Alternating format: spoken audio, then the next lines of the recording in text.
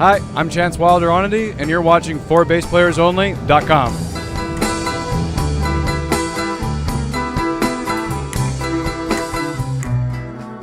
Hi everyone, John Liebman here. You're watching ForBassPlayersOnly.com. We're coming to you today from the Bartolini booth at the 2018 NAMM show with our old friend Chance Wilder Onody, but we go way back. I knew him when he was just Chance Onody. Yeah. I like to use my full name, give my family their due. Plus, I just like it. It's a good name. But thank you. You getting wilder as you get older? I guess so. I am getting more wilder with my out there ideas for music, so it's going to be a lot of fun. But thank you so much for having me back again. It's a big honor for me. Well, thank you. You're an old friend and a good friend. I think we did a feature on you, and then we did an interview, and we haven't really done anything for at least a couple of years. So bring us up to date on what's been going on, because I see all these press releases and I see all these things that are happening with you, new albums, new projects. Tell the folks what's going on. Thank you. So I am very excited. I had a little bit of a medical scare, so that kind of why I pulled away for a little bit, and then but now I'm back in full force to go back into the studio actually in February and get the album completed. And it's in my same style where I'll be orchestrating it out very fully and playing all the parts across the multiple basses. But I'm also going to be singing and playing piano on it as well. I'm really excited for it. I am in the process of, with my lawyer, shopping it to a couple of labels that have expressed interest, and I'm very happy. So when that comes through, I'll be talking to you immediately to say about it. And then you've definitely reached a certain stature, because you just threw in very matter-of-factly, well, my lawyer and I are...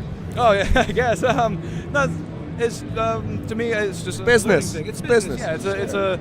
As I go, I'm learning how to get things done correctly. Are there other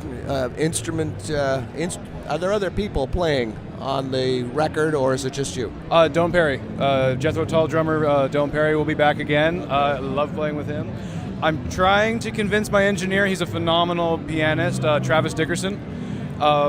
If he could do some Hammond organ things, because he has an old Hammond organ that's in perfect condition right there in the studio, and I'm like, I'm not good enough of a key player to play that, but he is, and I'm like, all right, I'm going to write some stuff for him to play.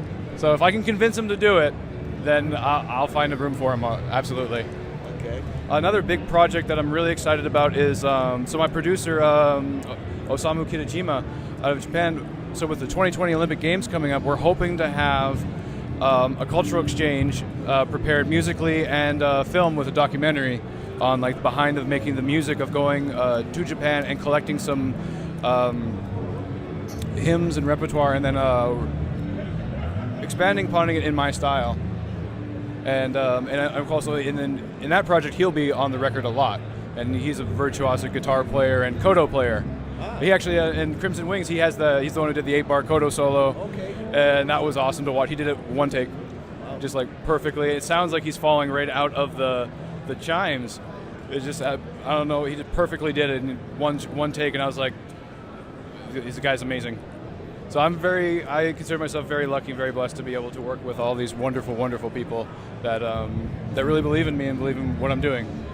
Those are definitely some very exciting projects. Let's talk about your gear a little bit. What are you holding in your lap there? This is my Dran Michael Isabella Warrior Custom, so Warrior guitars, Warrior bass for this particular one. And I've had this for quite some time, this one. I think I've had her for coming up on 10 years now. Pretty much a giant maple stick, except for the purple heart in there. I absolutely love it. I use Fodera strings on here. I personally, I just love, of course their instruments are beautiful too. I love their strings. They last a long time and they have a great sound, and that's become pivotal in my sound too, is their strings on my bass guitar. And I did mention that we're in the Bartolini booth. Yes, we are in the Bartolini booth, thank you. This bass has, I keep moving it, I'm sorry. Bartolini pickups here that I've never changed because they're absolutely perfect the way they are. I love Bartolini and the sound. I'm actually happy to speak with Clyde and get some more Bartolini products replace some of the pickups that came on other instruments I have with Bartolini products, and also my acoustic Piccolo bass guitar, put a Bartolini pickup right in the middle so I can get a little bit more of a nice magnetic electric sound versus just a piezo sound. Okay, and you're also playing NS Design basses, right? I do play NS Design basses. I absolutely love them and adore them. I actually couldn't do my work without their support because a lot of the custom instruments or customized instruments from theirs are from them, where I restring like a 5-string cello in fourths, so it's like a piccolo bass, but I can bow. And then on Crimson Wings, was the idea came from you, was the super piccolo bass, because we did this in the other interview. It was like you walked by and saw me just noodling with a violin in my lap and mentioned that it was a cool idea, and I took that to heart and asked them for a bunch of different strings to try and find a way to tune it in fourths, and I did. I could tune it from E to C and play it in my lap so I can play all thumb position on my violin lines I was writing and have that string on wood sound versus playing it with false harmonics on the bass.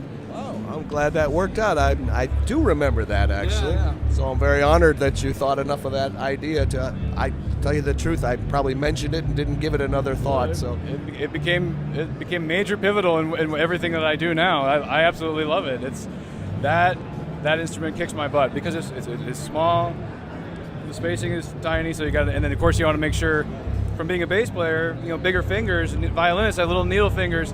That intonation, you got to practice a lot to get the intonation just right. Oh yeah. How about for amplification? What are you using? I love Phil Jones bass.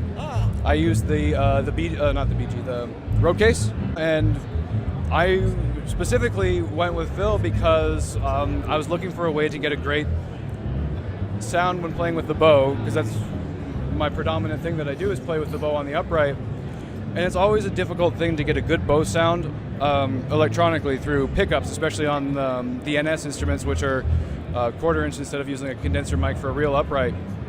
And with the Phil Jones, how fast that response time is with the speakers, it's so crystal clear.